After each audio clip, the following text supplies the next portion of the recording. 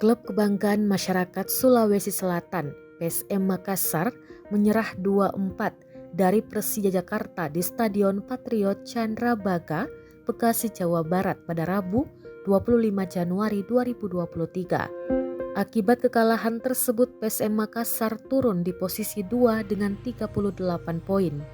Posisinya di puncak klasemen dikudeta Persija dengan poin sama, hanya saja Macan Kemayoran unggul head to head.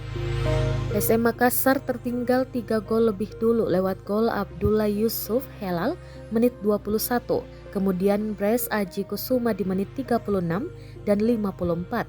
Tim besutan Bernardo Tavares sempat membuka asa mengejar ketertinggalan gol di menit 68 usai Everton Nascimento cetak gol.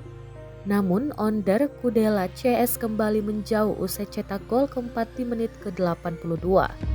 Hingga akhirnya PSM Makassar kembali cetak gol kedua di menit 90 tambah 2 melalui Rashid Bakri. Pelatih PSM Makassar, Bernardo Tavares, memuji penampilan anak asuhnya meski menelan kekalahan. Dia menilai Willem Jan Plim CS tampil dengan daya juang tinggi, hanya saja hasil akhir tak memihak. Juru taktik 42 tahun ini merinci statistik pertandingan PSM Makassar versus Persija. Ia mengklaim statistik timnya lebih bagus dari Persija Jakarta.